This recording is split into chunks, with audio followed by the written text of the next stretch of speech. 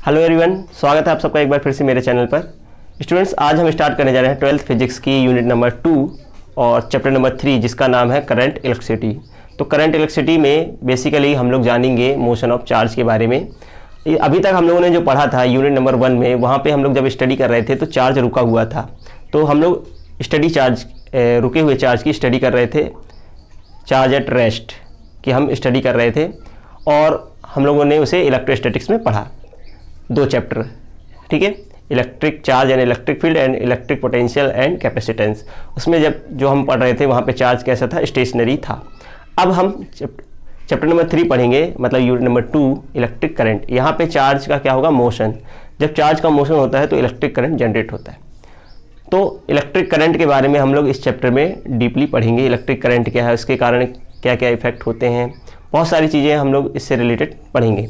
जैसे electric current पढ़ेंगे, electric current density पढ़ेंगे, फिर हम लोग पढ़ेंगे ड्रिफ्ट वेलोसिटी क्या होता है, इलेक्ट्रॉन्स की जो एवरेज वेलोसिटी उसे हम ड्रिफ्ट वेलोसिटी कहते हैं। इसके बाद हम ड्रिफ्ट वेलोसिटी और करंट में एक रिलेशन इस्टेब्लिश करेंगे, और इसके बाद हम लोग ओम्स लॉ को पढ़ेंगे जो इस चैप्टर का बहुत ही इंपॉर्टेंट टॉपिक है, और ओम्स लॉ की लिमिटेशन को भी जानेंगे। चलिए जान लेते हैं इलेक्ट्रिक करंट क्या होता है, इसका फार्मूला क्या है, इसकी एसआई यूनिट क्या है, ठीक है। तो ये सब हम डिस्कस करेंगे।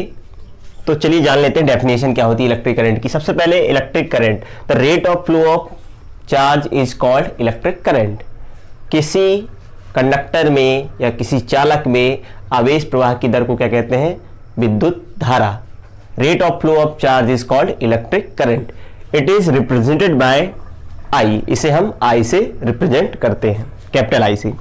मान लेते हैं किसी कंडक्टर से टी टाइम में, मान लेते हैं एक कंडक्टर है, उससे टी टाइम में क्यू चार्ज फ्लो होता है, ठीक है। किसी चालक से टी समय में क्यू आवेश प्रवाहित हो रहा है, तो उसमें बहने वाली जो धारा होगी, current flowing in a conductor, current flowing in a conductor, चालक में बहने वाली धारा कितनी हो जाएगी, आई, आई मतलब धारा, Q by T, charge upon time. ये हो गया करंट का फार्मूला। चलिए ये इक्वेशन 1 हो गई। अगर हम इस इक्वेशन 1 में टी की वैल्यू को 1 ले लें तो क्या हो जाएगा, I is equal to Q by 1। तो I is equal to Q, तो I किसके इक्वल हो गया, Q के। तो कब हुआ, जब T की वैल्यू हमने 1 ली। तो किसी चालक में इकाई समय में, 1 मतलब यूनिट या फिर इकाई, किसी चालक में, किसी कंडक्टर में यूनिट टाइम में जितना चार्ज फ्लो हो जाता है, T इज इक्वल टू 1 पे, Q जितना चार्ज आएगा T इज इक्वल टू 1 पे, Q किसके इक्वल हो जाएगा, I के। तो किसी कंडक्टर में यूनिट टाइम में जितना चार्ज फ्लो हो जाता है उसे हम क्या कहते हैं, इलेक्ट्रिक करंट। चलिए, है ना, तो ये हमने बता दिया। The amount of charge flowing through any cross section area of a conductor per unit time is called electric current. किसी कंडक्टर के किसी क्रॉस सेक्शन से, कहने का मतलब यही है, एक कंडक्टर है, उसका ये क्रॉस सेक्शन है, इस क्रॉस सेक्शन से यूनिट टाइम में T इज इक्वल टू 1 पे जितना चार्ज फ्लो हो जाएगा वही क्या कहलाएगा, इलेक्ट्रिक करंट कहलाता है। क्योंकि यहाँ चार्ज फ्लो हो रहा है, इस तरफ जा रहा है चार्ज, ये कंडक्टर का क्रॉस सेक्शन है, इस तरफ चार्ज जा रहा है, यूनिट टाइम में जितना चार्ज चला जाएगा T इज इक्वल टू 1 पे Q is equal to I हो जाएगा, ठीक है। आवेश प्रवाह की दर को क्या कहते हैं, विद्युत धारा कहते हैं। किसी चालक से इकाई समय प्रवाहित होने वाले आवेश की मात्रा को विद्युत धारा कहते हैं। The rate of flow of charge is called electric current, या फिर the amount of charge flowing any cross section area of a conductor per unit time is called electric current. तो किसी चालक से किसी कंडक्टर के, है ना, किसी कंडक्टर के किसी क्रॉस सेक्शन से यूनिट टाइम में जितना चार्ज फ्लो हो जाता है उसे ही हम क्या कहते हैं, इलेक्ट्रिक करंट कहते हैं। अब बात करते हैं एसआई यूनिट ऑफ करंट। तो SI unit of electric current हम लोग बहुत पहले से जानते हैं और घर में हम यूज भी करते हैं। तो SI unit of electric current is ampere. तो इस करंट की जो एसआई यूनिट होती है एम्पियर। अगर हम सिंबल में लिखना चाहें तो it is represented by capital A, इसे हम कैपिटल ए से रिप्रेजेंट करते हैं। तो हम लोगों ने जाना व्हाट इज करंट, करंट का formula I is equal to Q by T. अब 2 डेफिनेशन हमने बताई हैं, वो दोनों में से आप कोई भी डेफिनेशन को लिख सकते हैं। इसकी एसआई यूनिट क्या है, एम्पियर। इसके आगे अब बात करते हैं, यदि if in time t n electron are crossed any cross section of a conductor so the charge crossed is. अगर हमें चार्ज नहीं दिया, हमें ये दिया है कि किसी पर्टिकुलर क्रॉस सेक्शन से या अनुप्रस्थ क्षेत्रफल से किसी कंडक्टर के, मान लेते हैं कंडक्टर है, इसका ये क्रॉस सेक्शन एरिया है, इस क्रॉस सेक्शन से टी टाइम में n इलेक्ट्रॉन पास हो रहे हैं, यहाँ से इलेक्ट्रॉन पास हो रहे हैं, कितने इलेक्ट्रॉन, n इलेक्ट्रॉन पास हो रहे हैं। अब हमें चार्ज नहीं दिया है तो इलेक्ट्रॉन का संख्या दी है, नंबर ऑफ इलेक्ट्रॉन्स दिए हैं, तो हम चार्ज कैसे निकालेंगे, क्योंकि हमें पता है एक इलेक्ट्रॉन पे चार्ज होता है 1.6 × 10⁻⁻19 कूलम, ये हम लोगों ने पढ़ा था क्वांटाइजेशन में। तो Q = NE यूज करेंगे, एक इलेक्ट्रॉन पे इतना चार्ज होता है तो n इलेक्ट्रॉन पे कितना होगा, हम उसमें n से मल्टीप्लाई कर देंगे तो हमारे पास टोटल चार्ज आ जाएगा Q = NE। अब इससे हम करंट निकालेंगे फ्रॉम इक्वेशन 1 I = Q/T। तो हमारे पास Q तो मिल गया है, Q की वैल्यू ये है, तो Q/T NE/T, इससे हम इलेक्ट्रिक करंट निकाल सकते हैं। अब तो ये दूसरा तरीका हो गया, जब नंबर ऑफ इलेक्ट्रॉन देंगे तो हम ये फार्मूला यूज करेंगे, फार्मूला नंबर 2, और जब चार्ज देगा तो हम क्या यूज करेंगे, फार्मूला नंबर 1। ठीक है, अब जान लेते हैं कि इलेक्ट्रिक चार्ज की और कौन कौन सी यूनिट होती है। स्मॉल यूनिट्स होती हैं जो छोटी, उनको भी जान लेते हैं। 1 मिली एम्पियर होता है 10⁻³ एम्पियर, और माइक्रो मतलब 10⁻⁶। तो ये हम लोगों ने कंप्लीटली इलेक्ट्रिक करंट के बारे में डिस्कस किया। डेफिनेशन हम लोगों ने जानी, यूनिट क्या होता है, फार्मूला क्या होता है, और हमने उसकी स्मॉल यूनिट्स भी देखी। तो इस तरह से इलेक्ट्रिक करंट की डेफिनेशन और जो भी इसमें फार्मूले थे वो हम लोगों ने कवर कर लिया। तो ये फार्मूले हमें याद रखना है क्योंकि ये आगे काम आने वाले हैं, नोट कर लीजिए इसे।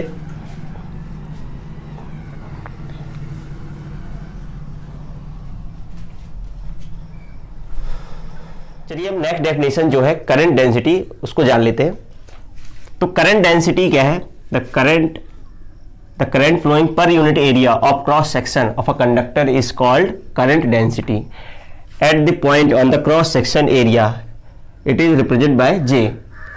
किसी कंडक्टर के पर्टिकुलर क्रॉस सेक्शन से, जो क्रॉस सेक्शन है उससे चार्ज जो फ्लो होता है उसे अपन इलेक्ट्रिक करंट कहते हैं, लेकिन पर यूनिट एरिया से, सपोज करो इसका एरिया A है, इससे जो करंट फ्लो हो रहा है A एरिया से करंट I फ्लो हो रहा है, जो यहाँ से करंट जा रहा है वो I हो रहा है, A एरिया से I करंट फ्लो हो रहा है, तो 1 यूनिट एरिया से कितना करंट फ्लो होगा, I/A। मतलब इसे हम कहेंगे करंट डेंसिटी या धारा घनत्व। इकाई क्षेत्रफल से प्रवाहित होने वाली धारा को क्या कहते हैं, करंट डेंसिटी कहते हैं। तो ये डेफिनेशन हो जाएगी, किसी चालक के या किसी चालक तार के एकांक क्षेत्रफल से प्रवाहित होने वाले धारा को क्या कहते हैं, धारा घनत्व कहते हैं। इसे हम J से प्रदर्शित करते हैं, तो J = I/A। तो ये J का फार्मूला हो जाएगा। Current density = electric current upon cross sectional area. Electric current हो गया I, क्रॉस सेक्शनल हो रही है A। ठीक है, अब हम जानते हैं कि I होता है Q/T होता है, तो J क्या लिख सकते हैं, J Q/T/A। तो हम इसको लिख सकते हैं Q/AT। तो J का ये दूसरा फार्मूला हो जाएगा Q/AT। यहाँ पे A एरिया है ना कि एम्पियर, ध्यान रखना थोड़ा सा। अब बात कर लेते हैं इसकी यूनिट की। तो इसकी यूनिट क्या होगी, किसकी, J की। J मतलब करंट डेंसिटी की यूनिट। तो यूनिट हम यहाँ से निकाल सकते हैं। यूनिट कैसे निकालेंगे, I की यूनिट अपॉन A की यूनिट। तो यूनिट ऑफ J जो होगी वो होगी unit of I upon unit of A। तो करंट की यूनिट होती है एम्पियर और एरिया की यूनिट हो जाएगी मीटर स्क्वायर। तो इसकी यूनिट हो जाएगी एम्पियर/मीटर² या एम्पियर मीटर की पावर -2, ये हो जाएगी इसकी यूनिट। अब बात करते हैं इसके डायमेंशनल फार्मूला की। डायमेंशनल फार्मूला या बिमी सूत्र, ठीक है, डायमेंशनल फार्मूला। तो डायमेंशनल फार्मूला हम यहाँ से निकाल सकते हैं, इस वाले से किसी से निकाल लो। J का जो डायमेंशनल फार्मूला होगा वो होगा I का डायमेंशनल फार्मूला अपॉन A का डायमेंशनल फार्मूला। तो I मतलब करंट का डायमेंशनल फार्मूला होता है A, और एरिया का डायमेंशन फार्मूला था एल स्क्वायर, तो हम इसे लिख सकते हैं ए एल की पावर -2, या फिर इसमें तो m नहीं है, m0 लिख सकते हैं, और l भी t भी नहीं है, m l की पावर -2 और t की पावर 0, हम ऐसे लिख सकते हैं। और इसमें a भी है, तो m की पावर 0, l की पावर -2, t की पावर 0 और a की पावर 1। तो ये करंट डेंसिटी का डायमेंशनल फार्मूला हो जाएगा।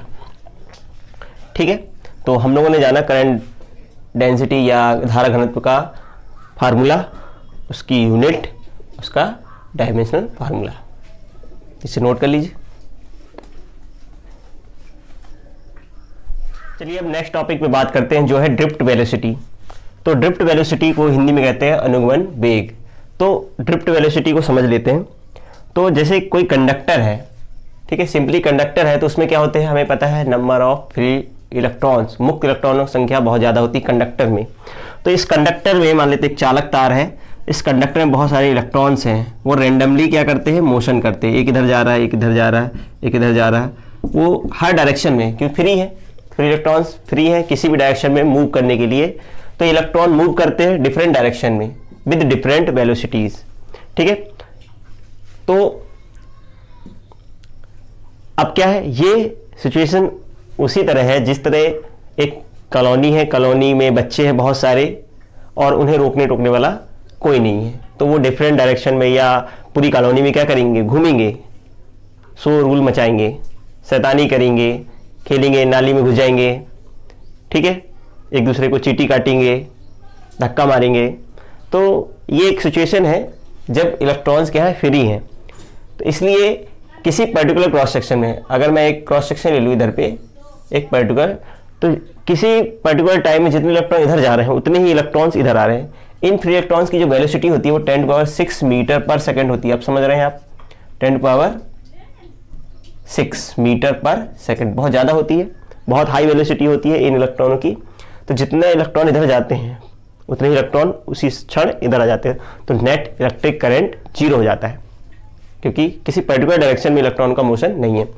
अब मान लेते हैं मम्मी पापा आ गए, ठीक है, अब मम्मी पापा आ गए, तो इन इलेक्ट्रॉनों के लिए मम्मी पापा जो है वो है क्या, बैटरी। हमने एक बैटरी लगा दी, तो जब मम्मी पापा आएंगे तो ये बच्चे जो हैं वो बहुत ही अच्छे बन जाएंगे, अच्छे बच्चे बन जाएंगे, मतलब बिल्कुल बिहेव करने लगेंगे कि ये शैतान नहीं है, मतलब बिल्कुल अच्छे से खेलेंगे, एक दूसरे को चींटी नहीं काटेंगे।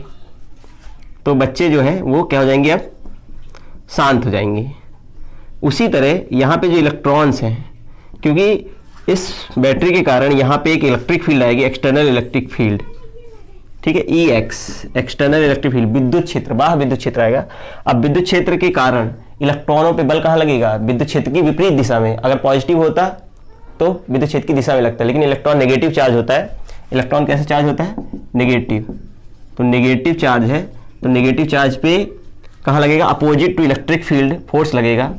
तो जितने भी इलेक्ट्रॉन्स हैं वो इस डायरेक्शन में मूव करने लगेंगे विद सर्टेन वेलोसिटी। अब इन जो इलेक्ट्रॉनों की वेलोसिटी है, इन जो इलेक्ट्रॉनों की वेलोसिटी है, ये पॉजिटिव टर्मिनल की ओर मोशन कर रहे हैं। इन इलेक्ट्रॉनों की वेलोसिटी को ही हम क्या कहते हैं, इन इलेक्ट्रॉनों की वेलोसिटी को ही हम कहते हैं ड्रिफ्ट वेलोसिटी। इसे हम VD से शो करते हैं।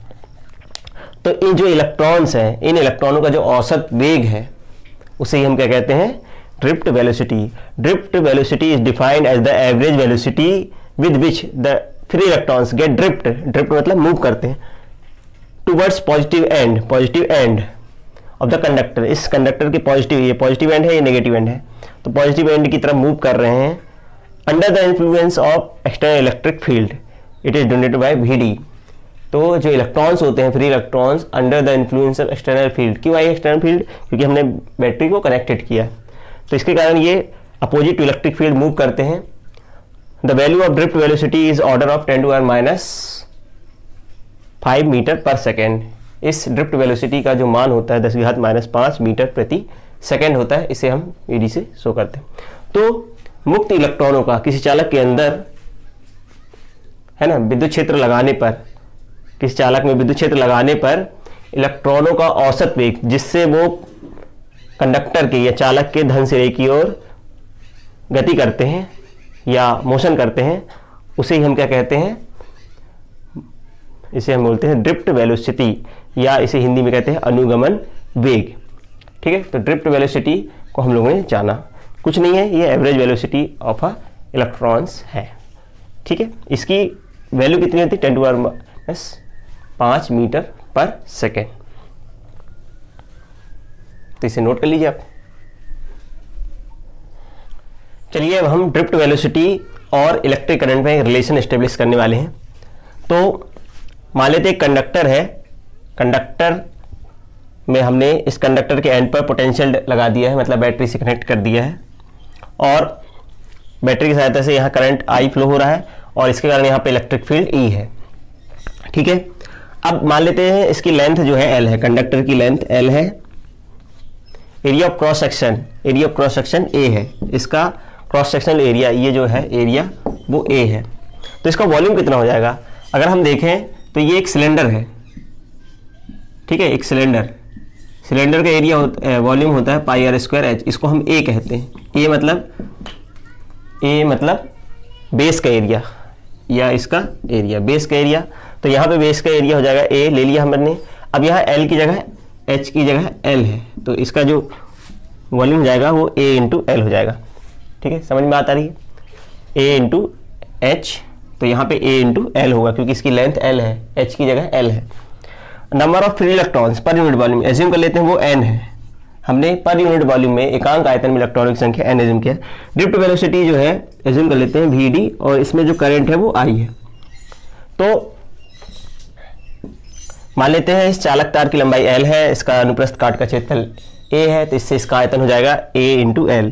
Number of free electrons in per unit volume, एकांक आयतन में इलेक्ट्रॉनों की संख्या जो है वो n है, इसका अनुगमन वेग Vd है, और इसमें जो धारा बह रही है वो I है।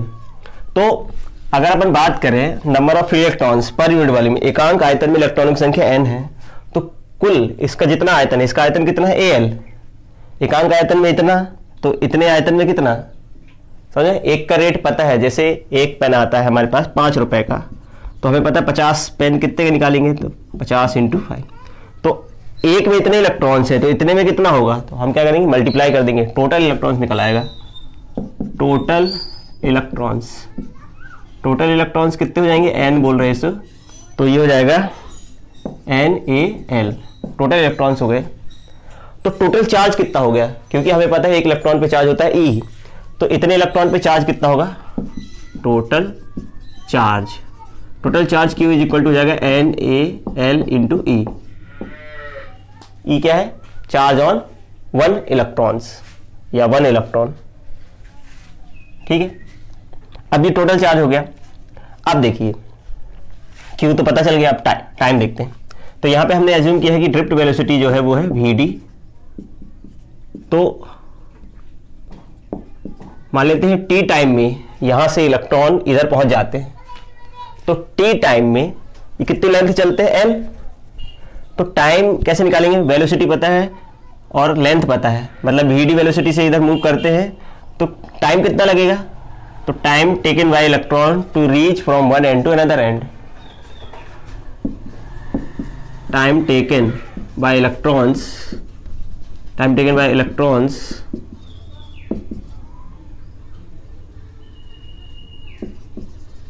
टू रीच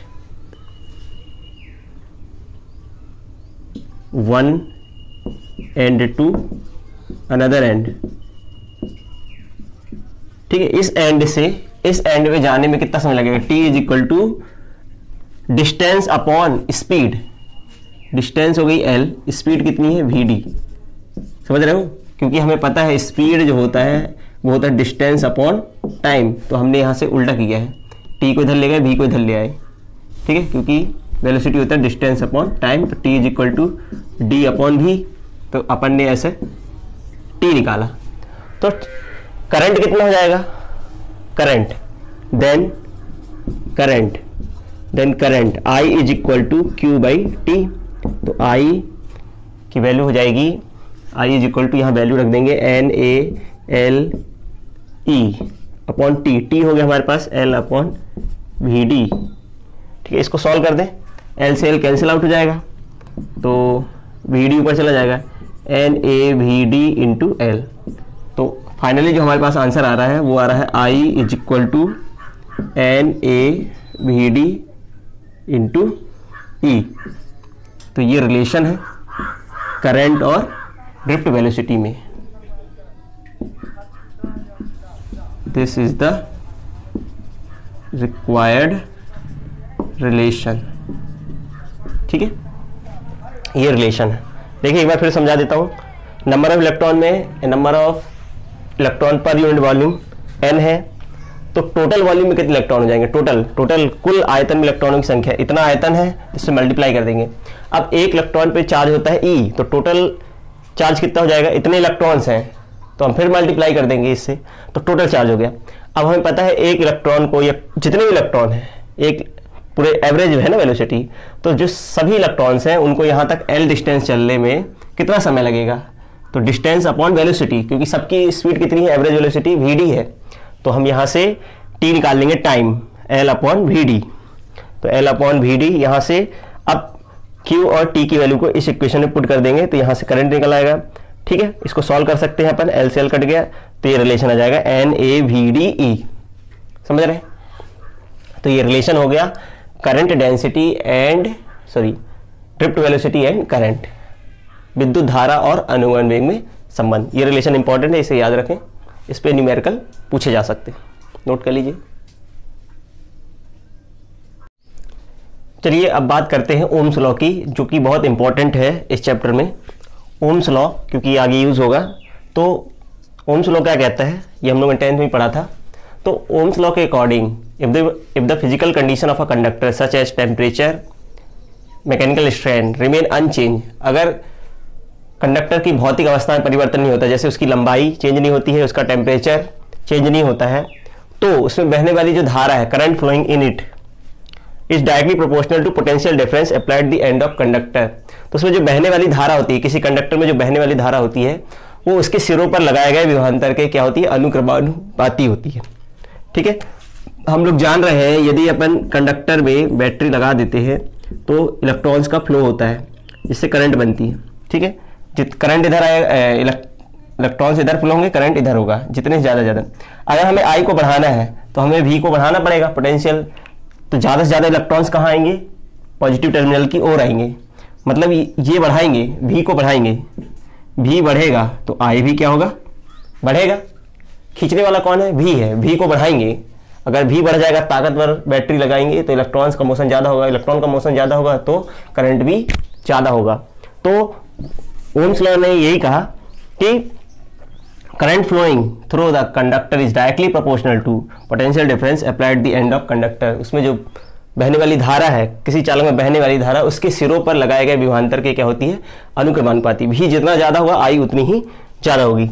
मान लेते हैं if v is the potential difference applied at the end of conductor, मान लेते हैं उस चालक के सिरों पर लगाए गए विभवांतर v है, and I be the current flowing through it, उसमें बहने वाली जो धारा है वो I है, तब ओम के नियम से v समानुपाती I, v is directly proportional to I, तो v is equal to R I. This is equation 1। अब r is the proportionality constant, किसी भी प्रोपोर्शनलिटी कांस्टेंट को हटाते हैं, साइन को हटाते हैं प्रोपोर्शनलिटी साइन को, तो हम एक कांस्टेंट लगाते हैं जिसे प्रोपोर्शनलिटी कांस्टेंट कहते हैं। यहाँ पे r एक प्रोपोर्शनलिटी कांस्टेंट है जिसे हम इलेक्ट्रिकल रेजिस्टेंस कहते हैं। अभी हम इसे और डिटेल में आगे पढ़ेंगे, इसलिए अभी इतना ही जानना काफ़ी है। r एक प्रोपोर्शनलिटी कांस्टेंट है जिसे अपन कहते हैं इलेक्ट्रिकल रेजिस्टेंस। तो इतना समझ में आया। तो ये तो हो गया, हमने बात की किसकी, ओम्स लॉ की। कुछ नहीं है, v को बढ़ाएंगे तो I बढ़ेगा, तो v is directly proportional to I। इसका एक ग्राफ भी होता है, वो हम देख लेते हैं छोटा सा। इसका ग्राफ I और v के बीच ग्राफ अगर हम बनाएं, I को इधर ले लो, v को इधर, तो इसका एक स्ट्रेट लाइन ग्राफ बनता है। ऐसे ही बना सकते हैं हम, v को इधर लेके I को इधर लेके एक ग्राफ बनाया जा सकता है, क्योंकि v is directly proportional to I है, इसलिए एक स्ट्रेट लाइन कर्व बनेगा। तो ये ग्राफ भी याद रख सकते हैं आप। ओम्स लॉ की कुछ लिमिटेशंस भी हैं। तो ओम्स लॉ की लिमिटेशन क्या है कि सबसे पहला इसमें लिखा ही है कि टेम्परेचर और mechanical strength should not B change. पहली बात तो ये कंडक्टर के लिए वैलिड है, it is applicable only for conductor, metallic conductor. ठीक है, ये केवल धात्विक चालकों के लिए सत्य है या एप्लीकेबल होता है, केवल धात्विक चालकों के लिए लागू होता है। दूसरा, the length of conductor should not change और temperature of a conductor remain unchange. Temperature of conductor should not change, और जिसमें लिखा है मैकेनिकल स्ट्रेन, मतलब उसकी लेंथ में चेंज नहीं होना चाहिए, उसमें स्ट्रेन नहीं होना चाहिए, किसी प्रकार की स्ट्रेन नहीं होनी चाहिए। ठीक है, तो लेंथ लिख सकते हैं या there should be not strain in the conductor से लिखते हैं,